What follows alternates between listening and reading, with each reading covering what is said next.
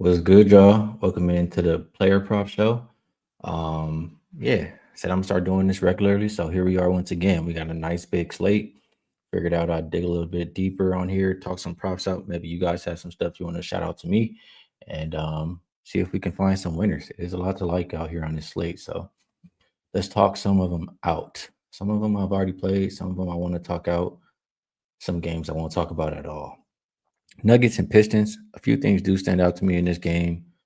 Um, First, Asar, his rebounds and assists, not the greatest matchup. You see, his number one defense versus the position, but his number is so soft. He's been killing it. Look at this chart. I mean, what is that? 15 games, even 14, 13 of his last 14 games. He's cleared that number. So just based on that, it's appealing. I did think about that. Other things in this game, I did want to mention Peyton Watson. He's still been playing well, even though Jokic is back. He's another guy who has a tough matchup. So that's one reason I didn't run to the window to back him. But he's played two tough matchups last couple games with Jokic back and at 21 and 29 points. So could go to Peyton Watson route in this game. And another one, Jalen Duren. I was thinking about fading him just because I think this is a tough matchup where he'll probably get drawn out away from the rim a lot because Jokic, he can play on the perimeter, he can shoot. He he might be in foul trouble because of how good Jokic is. He can get him in foul trouble. So I was thinking of fading him. Looks like he's been so hot on the points. Not like the Nuggets are the best defensively, but maybe rebounds. Rebounds here. And you can see Nuggets are number 6 for centers as far as rebounds allowed. Let's see if we can play with this chart here versus not the top rebounding teams. Let's do something like that. I want all of the games for this season. So you can already see it's starting to get better. Starting to get even. I mean, versus the top teams, he's not getting it. He's not getting it. You got I mean, this should probably be good enough here. Top 8. I mean, but you get what I'm saying. It's a matchup where we should be able to fade them. So yeah, I'm looking at this. You see, one of them was just the Nuggets. They didn't even have Jokic in that game. And my bad here. You see these last ones. I mean, he's not even. Let me look at one more thing. I mean, I'm talking about the matchup, right? So let's exit this. This backs him up. Let me actually just write this down. Defense, first position, 1 through 7. That is pretty interesting there. I do like that. Let's look at. I mean, my thought process is it's a tough matchup, right? Every time he sees Jokic. So let's go head to head. The one time Jokic didn't play this season, but he still went under. How many can we get in this last 3 seasons? 4 matchups. He's not even. I mean, yeah, you see this. He's not even getting past 8 rebounds. What about the rebound chances? Are you even getting those? 14 rebound chances. He needs to get 11. Ah, I mean, this is head to head. I should have double checked the rebound chances. Let's get out of head to head. So let's get back here to this season, all the games. And we're looking at the defense. Yeah, 1 through 7, right? Or 1 through 8. 1 through 7, whatever. 1 through 8, 1 through 7, whatever. Same difference. If I can get it there.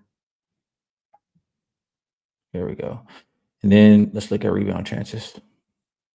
He does have 18, but still, if he gets half of those, I mean, it's only 9. I think this could be worth a look. I do. I think it's worth a look here. So I'll put him on my list. Probably we'll get to Duran. Let's take a look and see if anybody popped in the chat just to see if we got anything going on here. What up, Peasy? Dallas Cowboy Nation. Appreciate. Yeah, it's definitely been a while. Good to see you still doing all right. Yeah, I'm not sure when I'm gonna have a specific time, but I am gonna do something like this And I did talk about Asar rebounds, or I'm sorry, I talked about his rebounds and assists. I look at his rebounds really quick specifically. Can't talk you off though, because he's definitely been. I mean, rebounds specifically, you see it here. It's just not the best matchup. Number two, defense first position as far as rebounds allowed. And we can see how he does versus some of those. I mean, it's kind of 50-50, you know. So that's the reason. I mean, the number seems soft as far as rebounds and assists. That's the reason why I didn't go on that one. All right. What else stands out today? I'm not going to talk about every game. I am still going to do that show with Rob Vino, show later with the OG crew, show with the Bet US crew. Just wanted to use this one to dig a little bit deeper, usually, or I mean, and act and also look at some of the looks you guys have. This next game is interesting. No Mitchell Robinson. So let's get over here. Carl Anthony Towns, probably who is the first person that comes to my mind here. Let's look at his games without Mitchell Robinson. See, doing the most scoring, doing all right, rebounding, points and rebounds, 50-50. Matchup wise, it does look to be a good matchup. You can see defense versus position, defense versus spot up versus, I mean, it's all these different point paints allowed, all kind of things. A good matchup for Cat to go out there and score. I think he can rebound too. It's a good matchup rebounding. I mean, points and rebounds. And let's look at the bottom because this is dead last or second worst. I mean, he's not getting it in these ones. Is this without this? Would I mean, this is not something I'd want to see if I want to back him. So let's see who else we can take it. I mean, I did look at another one. I did play OG, and OG without Mitch, I thought was a pretty good look here. His rebound prop seemed pretty low. Let's go to rebounds, 4.5. And you can see already without Mitch, he's cleared 8 out of 12 games. Let's look at, and you see defense versus position as far as rebounds allowed. They allowed the second most. So let's look at the top half. I'm sorry, the bottom half of the league. And you guys can see that there. I mean, clearing it pretty much every game. Rebound chances, 12.1. He only needs to get 5 rebounds. You know, rebound chances up from season average without Mitch out there. Minutes go up a little bit. I like that one. That seems like a pretty good one. So that's the way to look at it. Another game, I'm going to probably speed this up and get out of here. I will glance. Anything else? Don't see anything else. Yeah, let's go through a few more looks and get out of here. We will look at what do we have here? The Hawks game is interesting a little bit. Not gonna stay on this one too long, but just the thought of Jalen Johnson without a Kung. We only have a couple games, but I mean, there's probably gonna be a lot of small ball playing against the Heat. Should be an up tempo game. Probably gonna, have a lot of chances to get points, rebounds, and assists. Let's look at this. Look at this assist. I mean, that one game just looks to be a stinker, that middle one. But I think he could be a guy worth playing here in this matchup. And you guys can see the shot chart. It's pretty favorable to him. So I'm looking at him. Let's see, Lakers. I'm looking at. Well, I do like. Do we still have him up here? Yeah, there we go. I do like Nick Claxton. Probably went up. No, not yet. 3.5 assists just seemed too short. I mean, you got MPJ in. Lakers defense isn't good. I can look at it with all these things on here, but at home with MPJ versus soft defense, I mean, they use him as a hub. He can easily get those 4 assists. Do like him. Let's see what else we have here. Was looking at Rui. I continue to talk about Rui. I know Reeves probably will come back today, which will eat into a little bit of his minutes, but it's a decent matchup for him. He likes coming off the bench where he can get more shots. You see he's been performing lately. So 10.5 does seem pretty soft number. Actually would probably go PRA because Rui has been doing the other things when he's out there. And this is actually pretty appealing. Let me just look at rebounds specifically. It doesn't say it's the greatest matchup. It says it's a better matchup for assist. But Rui's he's doing all the things that you want him to do right now. I mean, you can see these last 7 games. That's just averaging 16.7 PRA in that span. Yeah, Rui PRA would be the look over points. PRA 13 and a half. Definitely looking at that. All right, let's keep going. And also just doing the show, just talking it out, even though I've already looked at some of these things, just kind of helps. I guess the last one, or no, we could talk about two more before we get out of here. Cooper Flag, he's been playing so well. I just wanted to kind of target him. You see two explosions here on the points. It is not the greatest of matchups. I mean, he scores 63% of his points within 10 feet to the rim. Number one defense, it looks like, as far as protecting the rim. So I don't like that. How long is he going to stay hot shooting the ball? But he is giving effort. He is giving effort every single night. And effort, big rebounding stat. I mean, you can see really since the calendar year turned 2026, he's been doing a lot better here. Um, I think Cooper Flag could be worth a look in this one as far as rebounds. Last but not least, or did I already talk about everything here? Yeah, I think I've already talked about everything. Is there anything else? Draymond. Yeah, I did consider Draymond. I mean, we know usually without Steph, he's not that interested.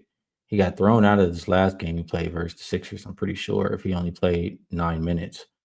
It was a point where he was getting thrown out of a lot of these games.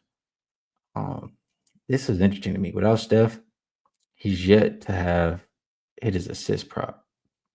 Um, the thing is, all of these games had Jimmy Butler, and or except for that one he got thrown out. And we know Jimmy Butler and Draymond's play style is not gonna result in a lot of assists for him. I've seen the past couple games he's been getting some other guys the ball when Steph wasn't on the court.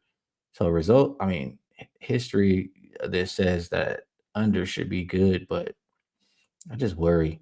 I'd almost rather have points and assists, even though this chart is worse, just because honestly, he was hitting threes last game. Maybe he stays hot.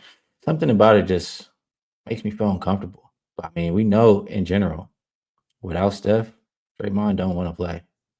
I mean, points, assists, and we can see it right there. But it's just a thought as of right now. We'll see if I actually play it. So take a quick look at the chat. Was there anything else I missed here? Some guys tapping in. Kev looking at Shea rebounds over. Firefighter Dave asking about Vucevic boards.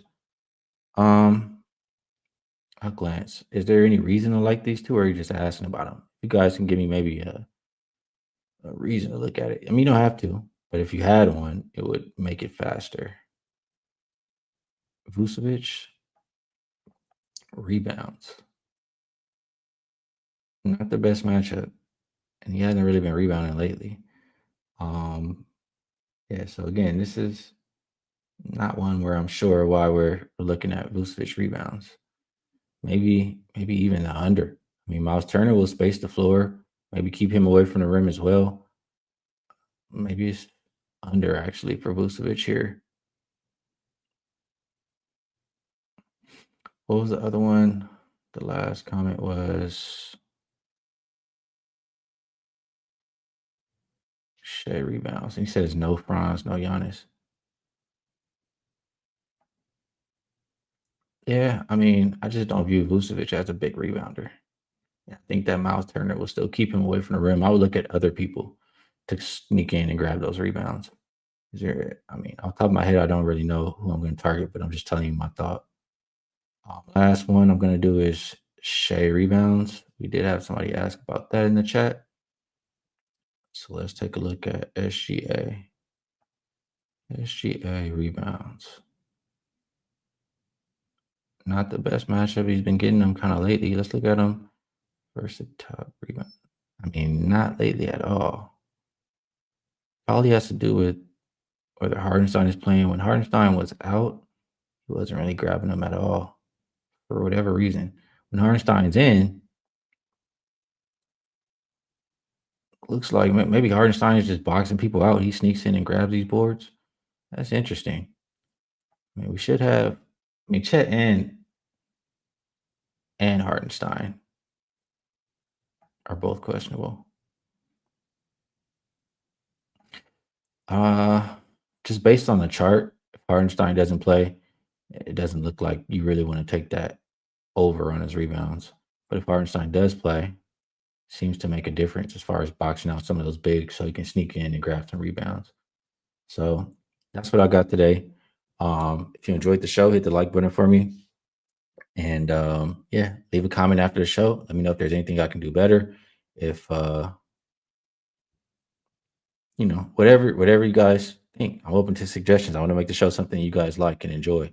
And if you want to play with this prop on your own, if you think you can do it better than I can do it, and you just want to, do it in your own time, there is a link in the description to the video. You can get 25% off with the link, or you can just use coupon code SKEE25 to get 25% off at Props Madness. So yeah, best of luck everybody on all your action. Have a few shows throughout the day. So if you want to hear me talk about size, totals, and even some more props, tap into some of those shows. Peace.